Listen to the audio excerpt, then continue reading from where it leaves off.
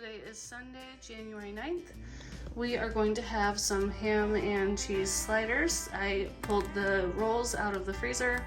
I have some ham left over from Thanksgiving, so it's about that much. I have some ground mustard that I need to use up, and some everything but the bagel seeds that I need to use up also. And then the sweet potatoes, I'm gonna try to make some home fries out of. I've never made anything with sweet potatoes ever except for sweet potato casserole on Thanksgiving, so I'm gonna get started. Hopefully they turn out good.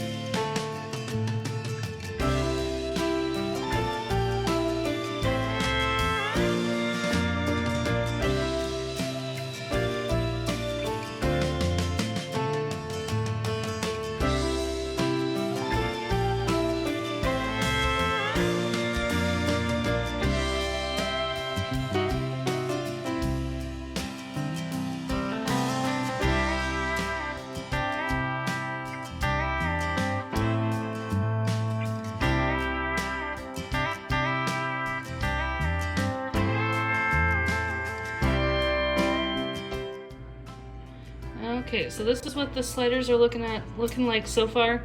I got a new block of cheese out of the freezer today and it thawed out, and of course it's crumbly. That does not always happen to me when I freeze cheese, but this nice cheese is the rest of the block that was in the fridge. And normally during not a pantry challenge, I would have went to the store and bought Swiss cheese because I feel like that's better on these sliders. But this cheese is gonna melt anyway, so the crumbly cheese doesn't really matter. But I just thought I would share what it's looking like making these sliders during the pantry challenge. It doesn't really bother me all that much. I've done this before, but like I said, I'd rather have the Swiss, so this kind of hurts a little bit. And for the topping of the sliders, I'm gonna do melted butter. This is what I'm using instead of granulated, or the minced dried onion. This is freeze-dried onions that my mom diced up. I have ground mustard instead of regular Dijon mustard. I have everything but the bagel seasoning, garlic powder, and Worcestershire sauce. So that's everything that's gonna go on the top of the sliders. This is what the sliders look like coming out of the oven with the sweet potato fries.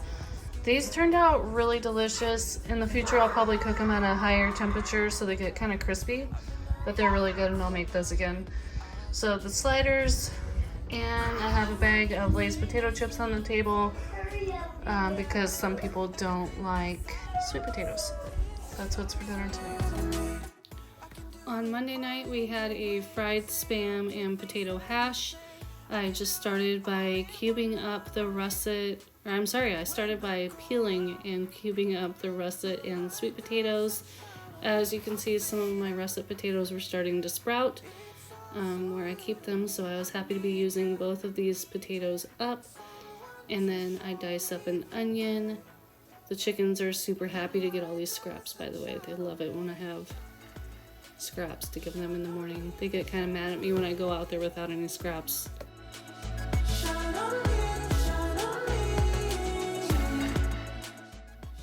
Now, if you've never tried Spam, I'm here to tell you it's delicious.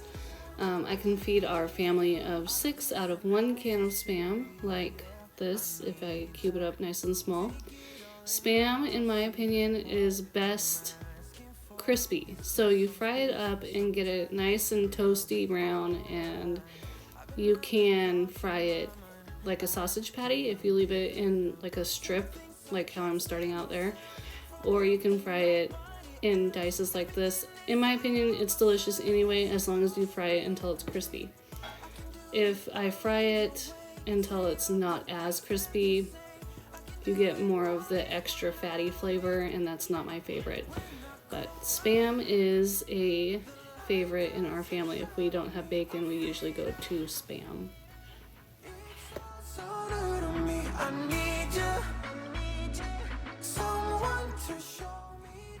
Now I'm just going to start by heating up my skillet.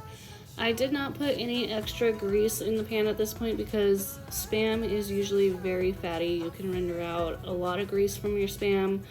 That's why I'm starting with frying the Spam in the skillet before putting the potatoes in. So I'm going to fry it up until it's nice and crispy, then reserve the Spam off to the side once I have the fat out of it, and then I will fry up the potatoes in that fat.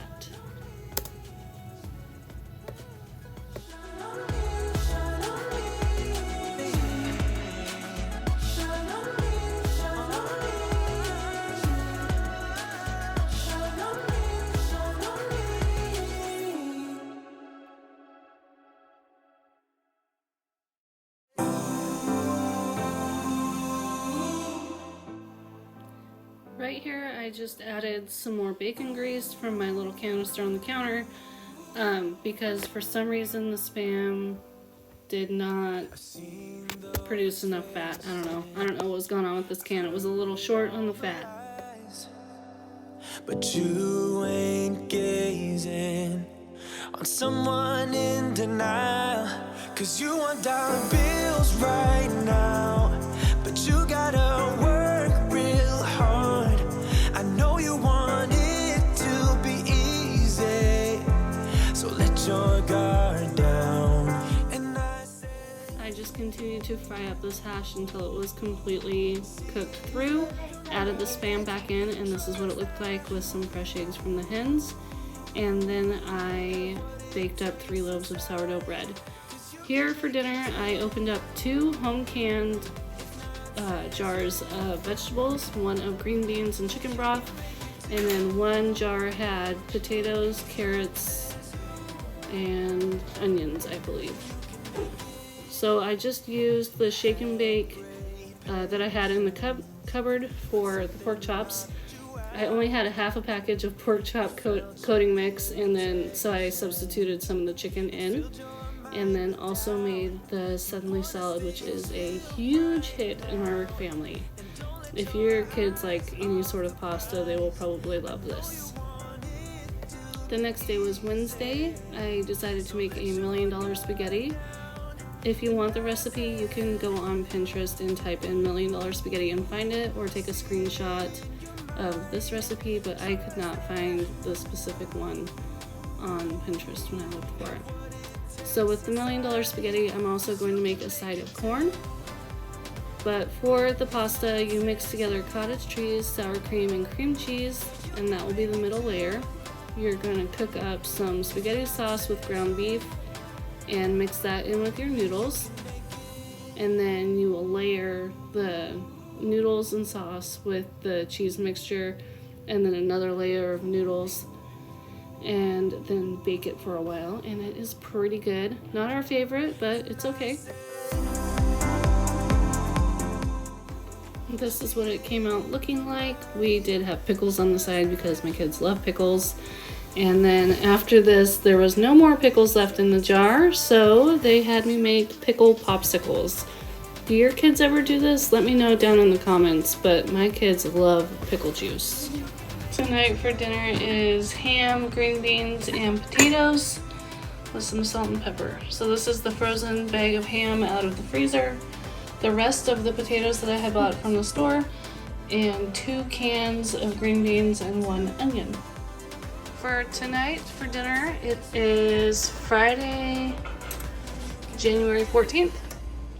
I made some creamy pesto chicken. It's basically chicken breast with pesto and cream cheese mixed together. I used the leftover Colby Jack cheese that I had in the fridge, a can of diced tomatoes drained, and a can of sliced olives drained for the topping because I didn't have any fresh tomatoes. So I was able to get that stuff out of my pantry.